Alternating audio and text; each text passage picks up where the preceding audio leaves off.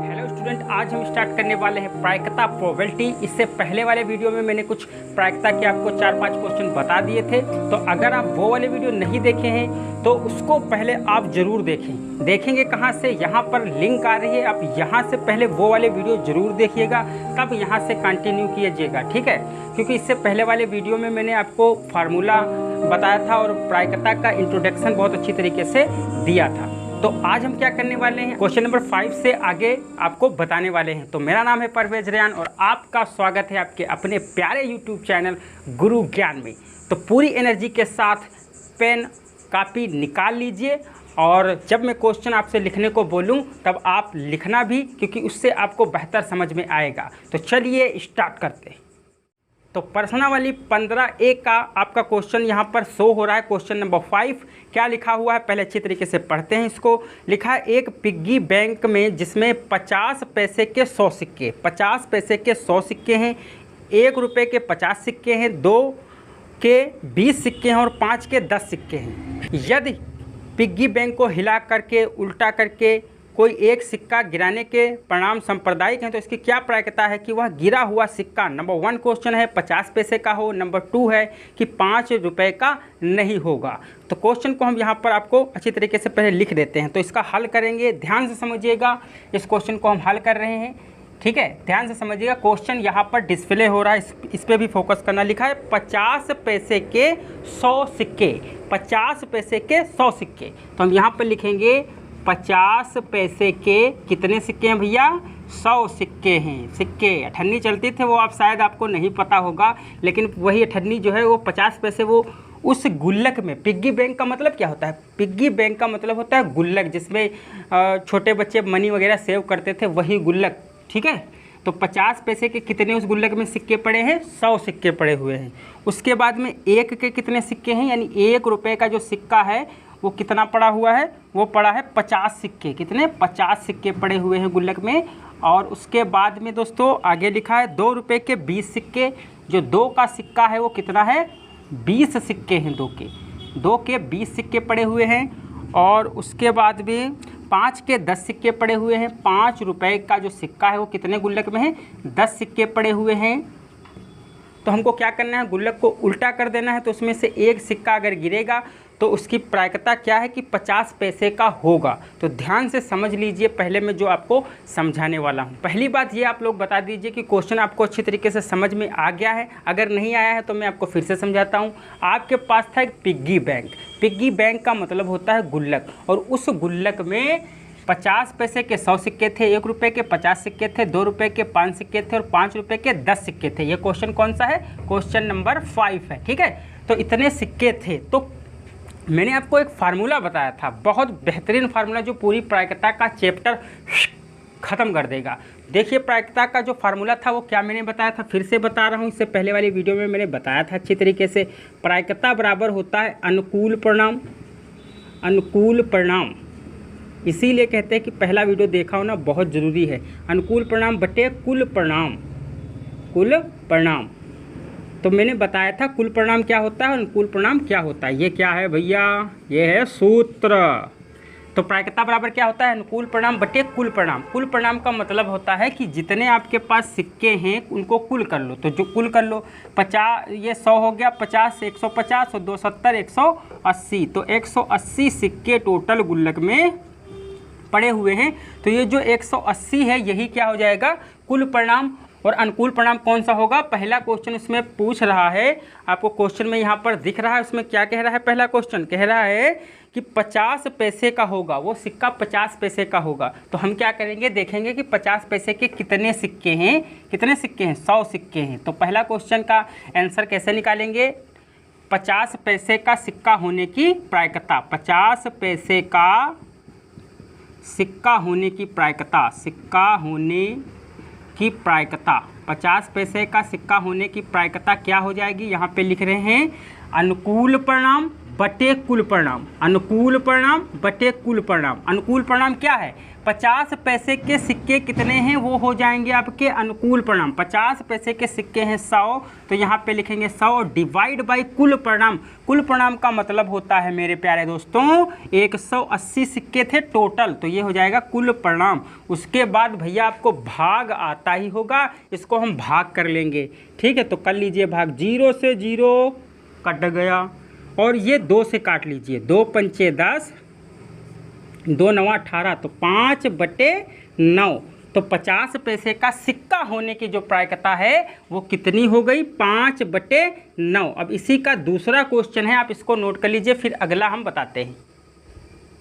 तो इसी का दूसरा नंबर जो क्वेश्चन है, इसी का 5 नंबर का जो दूसरे में कह रहा है, वो कह रहा है 5 का नहीं होगा, अर्थात जो सिक्का है वो 5 रुपये का नहीं होगा। तो हम यहाँ पर दूसरा सॉल्व करेंगे। सिक्का 5 का ना होने की प्रायिकता, सिक्का 5 रुपये का ना होने की प्रायिकता, ना होने की प्रायिकता, ना होने की प्रायिकता। राइटिंग मेरी ठीक ठाक है लेकिन मैं जल्दी लिख रहा हूँ इसलिए इतना गधेड़ा लग रहा है। ठीक है, तो सिक्का 5 रुपये का ना होने की प्रायिकता, तो हम क्या करेंगे? पहली बात तो भैया कुल परिणाम, कुल परिणाम कितने रहेंगे? वही 180 रहेंगे। ओके, उसके बाद में कह रहा है सिक्का 5 का ना हो, तो अगर 5 का ना हो तो 5 वाले जो हैं इसको हम कर देंगे कैंसिल। कह रहा है कि सिक्का 5 का ना होने की प्रायिकता, तो इसमें जब सिक्का 5 का नहीं होगा तो उस 10 सिक्के क्या हो जाएंगे, उसमें से बाहर निकल जाएंगे। तो कुल परिणाम हमारे पास कितना बचा? कुल परिणाम हमारे पास 180 है। अब सिक्के कितने बचे? 100 और 50 150 और 20 170, तो 170 क्या हो जाएगा? अनुकूल परिणाम, और कुल परिणाम कितना हो जाएगा? बटे 180। इसको काट देंगे तो आंसर आ जाएगा 17/18। तो ये क्वेश्चन नंबर 5 का जो सेकेंड वाला था उसका आंसर है 17/18। ठीक है, फिर से समझ लीजिए।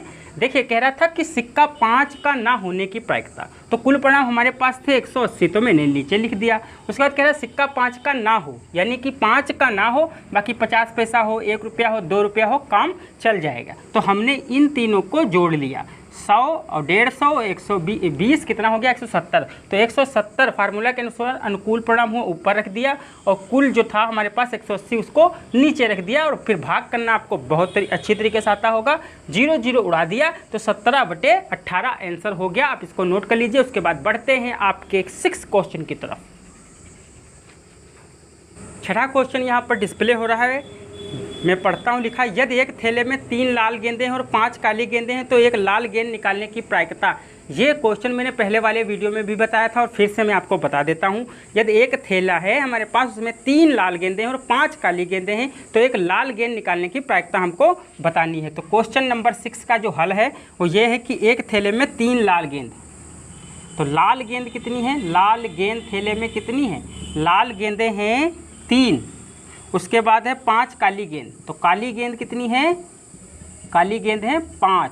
ओके, लाल गेंद है 3, काली गेंद है 5, और प्रायिकता किसकी निकालनी है? लाल गेंद निकालने की प्रायिकता। तो लाल गेंद निकालने की प्रायिकता कितनी हो जाएगी? कुल परिणाम, तो कुल ये कितना हो जाएगा? 8 हो जाएगा। तो लाल गेंद निकालने की प्रायिकता यहाँ पे लिख रहे हैं, लाल गेंद निकालने की प्रायिकता को इंग्लिश में क्या कहते हैं? प्रोबेबिलिटी। तो लाल गेंद निकालने की प्रायिकता क्या होगी? कुल परिणाम। कुल परिणाम मतलब 8, और लाल गेंद निकालने की प्रायिकता अगर पूछ रहा है तो लाल गेंद कितनी है? 3 है, तो 3/8 ये हो जाएगा आंसर। और अगर यहीं पर अभी पूछता कि काली गेंद निकालने की प्रायिकता बताइए, तो काली गेंद निकालने की प्रायिकता हो जाती 5/8, क्योंकि कुल परिणाम 8 रहता, और जो आपका काली गेंद है वो कितनी है? 5 है, तो ये हो जाएगी ब्लैक गेंद निकालने की प्रायिकता 5/8। और लाल गेंद निकालने की प्रायिकता पूछ रहा था तो 3/8, क्योंकि वो जो आपके पास थैला है ना, उस थैले में लाल कितनी है? 3 गेंदें हैं। उम्मीद है समझ में आ गया होगा। और अगर कोई भैया दिक्कत आ रही है तो कमेंट होता है ना, उसमें टाइप करो जल्दी से जल्दी, और फिर से बता देंगे कौनो दिक्कत ना आई है। अगला क्वेश्चन देखते हैं। 7वां क्वेश्चन हमारे पास लिखा हुआ है, जो आपको यहाँ पर डिस्प्ले हो रहा है। लिखा है, किसी वर्ष में जो लीप वर्ष ना हो 53 रविवार होने की प्रायिकता। रविवार क्या होता है जानते हो? संडे। क्या होता है? संडे। इतवार जानते हो कि नहीं जानते हो? तो किसी ऐसे वर्ष में जो लीप वर्ष ना हो, 53 संडे होने की प्रायिकता पूछ रहा है, 53 रविवार होने की प्रायिकता पूछी जा रही है। तो क्या करेंगे, लीप वर्ष पहले समझ लें क्या होता है। लीप वर्ष एक ऐसा साल होता है जिसमें 366 दिन होते हैं। कितने होते हैं? 366 दिन होते हैं। और जो बिना लीप वर्ष वाले साल होते हैं उसमें होते हैं 365 दिन। और लीप वर्ष जो होता है उसमें कितने दिन होते हैं? 366। ये एक दिन कहाँ से बढ़ गया? एक दिन बढ़ गया फरवरी से। फरवरी लीप वर्ष में कितने की होती है?